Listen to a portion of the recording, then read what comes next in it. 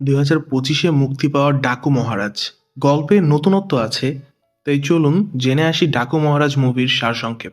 শুরুতেই আমরা দেখি একটি মেয়ে চা বাগানে ঘুরছিল। হঠাৎ তার কুকুরটা দৌড়াতে শুরু করে। বৈষ্ণবী তাকে ধরতেও পেছন পেছন দৌড়ানো শুরু করে। এরপর সে দেখে কুকুরটা একটা বনের মধ্যে চলে গেছে। আর সেখানেই আমরা নাইডুর ভাইকে দেখি। সে তার সঙ্গীদের সাথে মিটিং করছিল। কুকুরটি জোরে ঘেউ ঘেউ করলে নাইডুর ভাই তাকে মেরে ফেলে। এটি দেখে বৈষ্ণবী খুব কষ্ট পায়। সে তার নানা কৃষ্ণমূর্তিকে সব কথা বলে। তখনই আমরা জানতে পারি কৃষ্ণমূর্তি তার চা বাগান এমএলএ নাইডুকে লিজ দিয়েছে। আর যে কুকুর হত্যা করেছে সে নাইডুর ভাই। এমএলএ নাইডুর ভাই সেখানে পশুর অবৈধ জিনিসপত্র পাচার করত, যেমন হাতির দাঁত, বাঘের চামড়া। কৃষ্ণমূর্তি যখন জানতে পারে এই কথা, সে পুলিশে অভিযোগ করে। যদিও অনেকেই তাকে নিষেধ করেছিল, কারণ নাইডু খুব ভয়ানক লোক। কৃষ্ণমূর্তি অন্যায়ের কাছে মাথা নত না করে সে অভিযোগ দায়ের করে। যখন এমএলএ নাইডু এই কথাটা জানতে পারে, সে খুব রেগে যায় আর সিদ্ধান্ত নেয় কৃষ্ণমূর্তিকে শিক্ষা দেবে। প্রথমে নাইডু তার ভাইকে নিরাপদ জায়গায় রেখে আসে, যেন পুলিশ তাকে ধরতে না পারে। এরপর সে কৃষ্ণমূর্তির স্কুলে যায় এবং তাকে গিয়ে হুমকি দেয় আর অভিযোগ প্রত্যাহার করতে বলে। কৃষ্ণমূর্তি বলে সে কখনোই এটা করবে না। তারপর কৃষ্ণমূর্তি একদিন তার পরিবার নিয়ে কোথাও যাচ্ছিল। তখন নাইডুর লোকেরা তাদের উপর হামলা করে এবং কৃষ্ণমূর্তিকে হুমকি দেয়, যদি সে অভিযোগ প্রত্যাহার না করে তাহলে পরের বার তারা বৈষ্ণবীকে মেরেই ফেলবে। এটা শুনে কৃষ্ণমূর্তি একটু চিন্তিত হয়, কিন্তু সে সিদ্ধান্ত নেয় সে নাইডুকে শাস্তি দিয়েই ছাড়বে। এরপর আমরা দেখি কৃষ্ণমূর্তির এক কাজের লোক গোবিন্দ গুজ্জার, সে তার মাকে ফোন করে বলে বৈষ্ণবীর জীবন বিপদে আছে, সে যেন এই কথাটা মহারাজকে জানায়। এরপরে আমরা মহারাজ নামের এক লোককে দেখি যে জেলে ছিল এবং পুলিশ তাকে তিহার জেলে নিয়ে যাচ্ছিল। তখনই সেখানে কিছু লোক আসে এবং পুলিশের ওপর আক্রমণ করে। পুলিশ ভাবে তারা হয়তো মহারাজকে মারতে এসেছে, কিন্তু আমরা কিছুক্ষণ পর জানতে পারি তারা আসলে মহারাজকে মুক্ত করতে এসেছে। সবাই তাকে বলে বৈষ্ণবীর জীবন বিপদে আছে। এটা শুনে মহারাজ বৈষ্ণবীর বাড়িতে চলে আসে এবং গোবিন্দ বলে সে আমার পরিচিত, আজ থেকে উনি এখানে ড্রাইভারের কাজ করতে চায়। বৈষ্ণবীর সুরক্ষার জন্য থানা থেকে 2জন কনস্টেবল এবং একজন লেডি অফিসারকে রাখা হয়েছিল। এই লেডি অফিসার হচ্ছে উর্বশী। উর্বশী যখন প্রথম নানাজিকে দেখে, অর্থাৎ মহারাজকে দেখে, তখন তার কথায় সে খুব প্রভাবিত হয়। এরপর আমরা বৈষ্ণবীকে দেখি, যাকে দেখে নানাজি খুবই আবেগপ্রবণ হয়ে পড়েন। নানাজির চোখ দেখে মনে হচ্ছিল বৈষ্ণবীকে সে অনেক আগে থেকে চেনে। বৈষ্ণবীও নানাজিকে পছন্দ করে এবং তাকে ড্রাইভার হিসেবে রাখার অনুমতি দেয়। এরপর নানাজি বৈষ্ণবীর খুব যত্ন নিতে শুরু করে। এরপর আমরা নাইডুর ভাইকে দেখি, যে একটা জায়গায় লুকিয়ে ছিল। তখন সেখানে নানাজি আসে এবং তাকে খুব মারধর করে পুলিশের হাতে তুলে দেন। যখন এমএলএ নাইডু এই কথা জানতে পারে, সে খুব রেগে যায় এবং তার ভাইকে বলে তোকে আত্মসমর্পণ করতে কে বলেছে। কিন্তু তার ভাই তাকে বলে যদি সে আত্মসমর্পণ না করতো তাহলে লোকটি তাকে মেরেই ফেলতো। কিন্তু এটা শুনে এমএলএ নাইডু খুব অবাক হয়, কারণ তার ভাই কেমন কথা বলার সাহস কে পেল। এরপর নাইডুর কাছে ছোট ঠাকুরের ফোন আসে, যা দেখে সে খুব ভয় পেয়ে যায়। এখানেই আমরা জানতে পারি যে কৃষ্ণমূর্তি নাইডুকে যে বাগান লিজ দিয়েছিল, সেখানে নাইডু কোকেন চাষ করছিল। আর সেই কোকেন ছিল ছোট ঠাকুরের। ছোট ঠাকুর নাইডুকে 2 দিনের সময় দেয় এবং বলে যদি এই 2 দিনের মধ্যে মাল ডেলিভারি না হয় তাহলে তাকে সে মেরে ফেলবে। এটা শুনে নাইডু আরও চাপে পড়ে। তো নাইডু ঠিক করে যত ঝামেলা সব এই ছোট্ট মেয়ের জন্য, তাই বৈষ্ণবীকে সে অপহরণ করে। যখন নানাজি এটি দেখে, তখন তিনি বৈষ্ণবীকে বাঁচানোর জন্য চলে আসেন। তিনি নাইডুর সব লোকেদের মারধর করেন এবং সবাইকে হাসপাতালে ভর্তি করেন। উর্বশী এই সব দেখে আর নানাজির প্রতি খুবই প্রভাবিত হয়। তার মনে একটা ভালো লাগা কাজ করে। এরপর নানাজি নাইডুকে ফোন করে আর বলে যদি সে আবার বৈষ্ণবী আর তার পরিবারের সামনে আসে, তাহলে তার লোকেদের যে অবস্থা সে করেছে তার অবস্থাও এমনই হবে। নানাজি কোকেন সম্পর্কে জানতে পেরেছিলেন এবং তিনি এও জানতেন যে নাইডু শুধু একটা মুখোশ, আসল রাজা অন্য কেউ। তাই তিনি তার সম্পর্কে জানতে চান। এরপর আমরা স্টিফেন নামের একজন পুলিশ অফিসারকে দেখি, যে এনকাউন্টার বিশেষজ্ঞ, এবং তাকে আদেশ করা হয়েছে যে মহারাজকে জীবিত ধরে আনতে হবে। আসলে পুলিশ মহারাজকে ডাকু মহারাজ নামেই ডাকতো। স্টিফেন মহারাজ সম্পর্কে সব জানতে পারে এবং সে জানতে পারে যে মহারাজ কৃষ্ণমূর্তি পরিবারের সাথেই আছে। তাই সে সেখানে আসে এবং নানাজির শালা সেজে নানাজিকে তার বাড়ি থেকে কাজের জন্য নিয়ে যেতে চায়। নানাজি স্টিফেনকে কিছু বলতে পারে না, কারণ যদি তিনি কিছু বলে তাহলে সবাই তার সত্যিকারের পরিচয় জেনে যাবে। তাই নানাজি চুপচাপ স্টিফেনের সাথে যেতে থাকে। এরপর যখন নানাজিকে সেখান থেকে নিয়ে যাওয়া হয়, তখন ছোট ঠাকুর কৃষ্ণমূর্তির সাথে দেখা করতে আসে এবং তাকে বলে তারা যে বাগানে কোকেন চাষ করেছে এবং তারা চায় যে নাইডুকে মাঝখানে না রেখে কৃষ্ণমূর্তি অর্থাৎ তার সাথেই সরাসরি ব্যবসা করতে। এটা শুনে কৃষ্ণমূর্তি খুব অবাক হয়, কারণ কারণ তার জানা ছিল না তার বাগানে কোকেন চাষ হচ্ছে। সে ছোট ঠাকুরের এই প্রস্তাব প্রত্যাখ্যান করে। এটা শুনে ছোট ঠাকুর খুব রেগে যায় এবং কৃষ্ণমূর্তিকে বলে যে তাকে তাদের সাথে ব্যবসা করতেই হবে, নাহলে রাস্তা থেকে সরে যেতে হবে। যখন নাইডু এই কথাটা জানতে পারে সে ছোট ঠাকুরের উপর খুব রেগে যায় এবং তাকে কথা শোনায়। ছোট ঠাকুরের উপর কেউ কথা বলছে, ব্যাপারটা অন্যরকম। তাই সে নাইডুর গলায় চাকু চালিয়ে দেয়। এরপর ছোট ঠাকুর তার লোকদের কৃষ্ণমূর্তির বাসায় পাঠায়। যখন কৃষ্ণমূর্তির পরিবারের এই লোকদের দেখে তারা খুব ভয় পায়, কিন্তু তখনই সেখানে মহারাজের লোকেরা আসে এবং তাদের সবাইকে বাঁচাতে থাকে।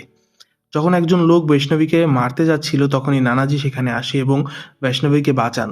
নানাজি বুঝতে পারেন যে এই সব কিছু ছোট ঠাকুরের কাজ, তাই তিনি সেই বাগানে যান যেখানে ছোট ঠাকুর তার লোকদের সাথে কোকেন চুরি করছিল। যখন ছোট ঠাকুর নানাজির মুখ দেখে তখন সে ভয় পেয়ে যায় আর তার ভাই বলবন্ত ঠাকুরকে ফোন দেয়। তাকে বলে যে মহারাজ ফিরে এসেছে। ছোট ঠাকুর অনেক লোকদের নিয়ে মহারাজের উপর আক্রমণ করে, তার অনেক আঘাতও লাগে। সে খুশি হয়ে তার ভাইকে বলতে থাকে, আজ মহারাজের মাথা আপনাকে উপহার দেব। কিন্তু তার আগেই মহারাজ তাকে মেরে ফেলে। মহারাজের অনেক আঘাত লাগে, তাই তাকে হাসপাতালে নিয়ে যাওয়া হয়।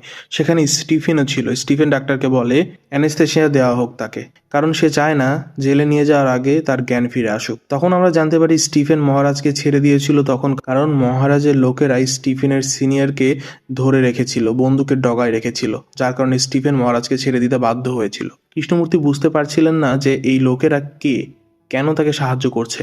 এরপর তার কাজের লোক গোবিন্দ বলে তারা একটা গ্রাম থেকে এসেছে যেখানে পানির খুব অভাব ছিল। গ্রামবাসীদের খুব কষ্টের মাঝে পানি মিলত। সেখানে ঠাকুরদের রাজত্ব ছিল। তারা 3 ভাই ছিল যারা খুব নিষ্ঠুর এবং গ্রামবাসীদের উপর অত্যাচার নিপীড়ন করত। তারা সেখানে অবৈধ খননের কাজ চালাচ্ছিল, মার্বেল পাথরের, এবং তারা এই মার্বেল পাথর বের করতে বদলে গ্রামবাসীদের কিছু পয়সা দিত, আর সেই পয়সা দিয়ে পানি গ্রহণ করতে হতো। ঠাকুরদের গাড়ি আসতো এবং পয়সা দিয়ে সেখান থেকে পানি গ্রহণ করতে হতো। গ্রামবাসীরা খুব বিপদে ছিল কারণ তাদের কাছে না ছিল টাকা, না ছিল পানির ব্যবস্থা। কিন্তু একদিন তারা খবরের পেপারে দেখে তাদের এলাকায় একজন নতুন সিভিল ইঞ্জিনিয়ার এসেছে, যিনি আর কেউ না, মহারাজ। তাই গ্রামবাসীরা তার সাথে দেখা করতে চায়। তাকে অনুরোধ করে যে সে যেন তাদের পানির সমস্যার সমাধান করে। মহারাজ আর তার স্ত্রী দুজনেই সরকারি কর্মকর্তা। সেই গ্রামে চলে আসেন এবং সেখানে পরীক্ষা নিরীক্ষা চালাতে থাকেন। গ্রামের পাশ দিয়ে বয়ে যাওয়া চম্বল নদী থেকে গ্রামে পানি দেওয়া যেতে পারে, কিন্তু সেখানে একটা বাঁধ নির্মাণ করতে হবে। মহারাজ এবং তার স্ত্রী কালেক্টরের কাছে গিয়ে অনুরোধ করেন যে তাকে বাঁধ তৈরির অনুমতি দেওয়া হোক। কালেক্টরও এতে রাজি হয় কারণ কথা চুক্তিযুক্ত ছিল। এরপর ঠাকুর মহারাজকে তার বাড়িতে ডেকে নিয়ে যায় এবং তাকে টাকা লোভ দেখায়। বলবন্ত ঠাকুর বলে সে তাকে 1 কোটি টাকা দেবে যদি সে চুপচাপ এখান থেকে চলে যায়। এটা শুনে মহারাজ রেগে যায় এবং ঠাকুরকে বলে যে সে গ্রামবাসীদের জন্য কিছু করতে চায়, তাই সে এখানে এসেছে। যদি তার টাকা কামানোর উদ্দেশ্য হতো তাহলে ইতিমধ্যেই সে অনেক টাকা কামিয়ে ফেলতে পারত। মহারাজ ঠাকুরকে বলে এখন তোমাদের কোনো কথা চলবে না, কারণ এই ব্যাপারটা কালেক্টর পর্যন্ত চলে গেছে। সে রাজি। এরপর মহারাজ জানতে পারে যে আসলে কালেক্টর ঠাকুরের স্ত্রী, বলবন্ত ঠাকুরের স্ত্রী। ঠাকুর পরিবার যা বলবে সেটা তাকে শুনতেই হবে। এটা দেখে মহারাজ বুঝতে পারে যে কালেক্টর কিছুই করতে পারবে না। এরপর মহারাজ সেচ মন্ত্রীর কাছে যায়, কিন্তু সেও কথা শোনে না, কারণ সেও ঠাকুরের সাথে মিলেছিল। যখন মহারাজ এরকম গ্রামের লোকদের জন্য লড়াই করছিল তখন ঠাকুর গিয়ে তাদের গ্রাম জ্বালিয়ে দেয় এবং সেখানে অনেক লোকদের মেরে ফেলে। যখন মহারাজ এই কথা জানতে পারে সে খুব রেগে যায় এবং ঠাকুরের 2 ভাইকে মেরে ফেলে। বলবন্ত ঠাকুর তখন বাড়িতে ছিল না, তাই সে বেঁচে যায়। ঠাকুরের স্ত্রী মহারাজকে শান্ত করতে আসে এবং তাকে বলে বলবন্ত ঠাকুর খুব ভয়ানক লোক, তাই মহারাজকে নিজের সুরক্ষার দিকে খেয়াল রাখতে সে অনুরোধ করে। এই ঘটনার পর থেকে মহারাজ প্রতিজ্ঞা করে সে ঠাকুর পরিবারকে নিঃশেষ করে ফেলবে এবং গ্রামের সবার অধিকার আদায় করেই ছাড়বে। মহারাজ চাকরি ছেড়ে দেয় এবং তার বিভিন্ন পরিচিত মানুষের কাছ থেকে বিভিন্ন অস্ত্র নিয়ে আসতে থাকে। আসলে মহারাজের আসল নাম ছিল সীতারাম, কিন্তু গ্রামবাসীরা তাকে মহারাজ নামেই ডাকত। মহারাজ গ্রামবাসী সবাইকে ট্রেনিং দেয় এবং সবাই তাকে ডাকু মহারাজ নামে সম্বোধন করে।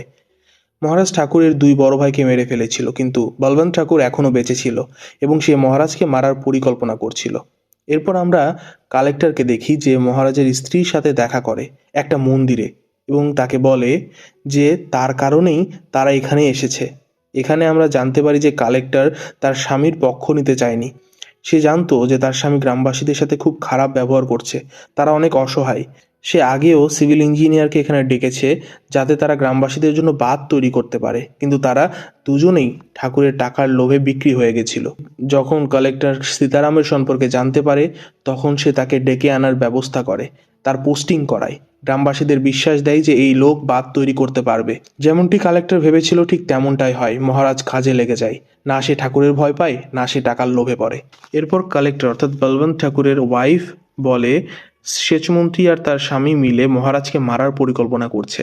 এই সব কথা শুনে মহারাজের স্ত্রী কালেক্টরকে বলে যদি সে তার স্বামীর বিপক্ষে যায় তাহলে তার স্বামী তাকে মেরে ফেলবে, কারণ মহারাজকে আমি আমার বড় ভাইয়ের মতো সম্মান শ্রদ্ধা করি, সে আমাদের কিছু হতে দেবে না, এই গ্রামের মানুষদের সে সাহায্য করবে, আর এটাই সবচেয়ে জরুরি। যখন মহারাজ জানতে পারে যে সেচমন্ত্রী তাকে মারতে চায় তখন সে সেচমন্ত্রীকে ধরে ফেলে এবং তাকে খুব মারধর করে। এরপর তার একটা ভিডিও বানায় যেখানে সেচমন্ত্রী বলছে যে সে অনেক বড় স্ক্যাম করেছে এবং এতে ঠাকুরেরাও জড়িত। এখন মহারাজের কাছে প্রমাণও আছে, তাই কালেক্টরকে সে ফোন করে এবং বলে যে আমি প্রমাণ নিয়ে দিল্লি পৌঁছাচ্ছি, আপনি বাঁধ নির্মাণের কাজ করুন।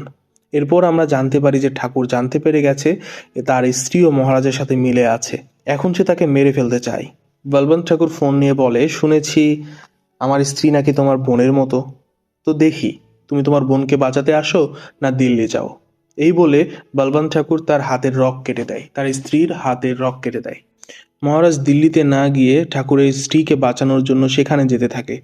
এদিকে ঠাকুরের স্ত্রী তার মেয়েকে নিয়ে সেখান থেকে চলে যেতে চায়, কিন্তু ঠাকুর তাকে ধাক্কা দিয়ে ফেলে দেয়, যার কারণে তার মেয়ের মাথায় আঘাত লাগে। ঠাকুরের স্ত্রী তাকে অনুরোধ করে যে এটা তো তোমারও মেয়ে, ওকে হাসপাতালে নিয়ে যেতে যাও, না হলে ও অনেক অসুস্থ হয়ে পড়বে, ও মারাও যেতে পারে।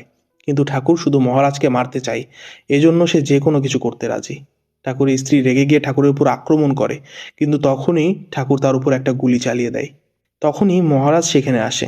এরপর বলবন্ত ঠাকুরের সাথে মহারাজের মারামারি হয়, কিন্তু মারামারির এক পর্যায়ে ঠাকুরের ভাই ঠাকুরকে নিয়ে সেখান থেকে পালিয়ে যায়। এদিকে ঠাকুরের স্ত্রীকে হাসপাতালে নিয়ে আসা হয়। সেখানে ঠাকুরের স্ত্রী মৃত্যুশয্যায় মহারাজের কাছ থেকে প্রতিশ্রুতি নেয় আর বলে ভাইয়া আপনি আমাকে কথা দিন, আমার মেয়ের সব দিক থেকে খেয়াল রাখবেন, সবসময় আমার মেয়ের পাশে থাকবেন। অর্থাৎ আমরা জানতে পারি বৈষ্ণবী বলবন্ত ঠাকুরের মেয়ে, অর্থাৎ সেই কালেক্টর কৃষ্ণমূর্তির মেয়ে ছিল। সে পালিয়ে বিয়ে করেছিল ভালোবেসে বলবন্ত ঠাকুরকে, কিন্তু ভালোবাসার পরিণতি এমন হবে সেটা তার জানা ছিল না। মায়ের মৃত্যুর পর বৈষ্ণবীকে মহারাজ তার নানা বাড়িতে রেখে আসে এবং কিছু লোকও রাখে যাতে তারা বৈষ্ণবীর যত্ন নিতে পারে। এরপরেই গল্পটি বর্তমানে চলে আসে, যেখানে কৃষ্ণমূর্তি এখন মহারাজের রহস্য জানতে পেরেছে। সে বুঝতে পেরেছে মহারাজ তাকে রক্ষা করতে সবকিছু কেন করছে। কিন্তু এবার বলবন্ত ঠাকুর সেখানে আসে এবং কৃষ্ণমূর্তির পরিবারকে আক্রমণ করে। মহারাজের লোকেরা ঠাকুরের লোকেদের সাথে লড়াই করে, কিন্তু মহারাজের জ্ঞান তখনও ফেরেনি। কৃষ্ণমূর্তি ডাক্তারকে অনুরোধ করে বলে যেন সে মহারাজের জ্ঞান ফিরিয়ে আনে। ডাক্তার চেষ্টা করতে থাকে এবং শেষ পর্যন্ত মহারাজের জ্ঞান ফিরে আসে। যখন বলবন্ত ঠাকুর মহারাজের সামনে আসে তখন মহারাজ সব ফ্ল্যাশব্যাক মনে পড়ে যায়। সে কিভাবে তার স্ত্রীকে মেরেছিল, কিভাবে গ্রামবাসীকে মেরেছিল। এরপর মহারাজের সাথে বলবন্ত ঠাকুরের প্রচণ্ড লড়াই হয় এবং শেষ পর্যন্ত মহারাজ বলবন্ত ঠাকুরকে মেরে ফেলে, ঠিক সেই একইভাবে যেভাবে তার দুই ভাইকে মেরেছিল। এভাবেই বৈষ্ণবীর সব শত্রুকে সে সামনে থেকে সরিয়ে দেয়, যেমনটা সে কথা দিয়েছিল। স্টিফেনও যখন মহারাজের গল্প জানতে পারে তখন তাকে না ধরে তাকে ছেড়ে দেয়।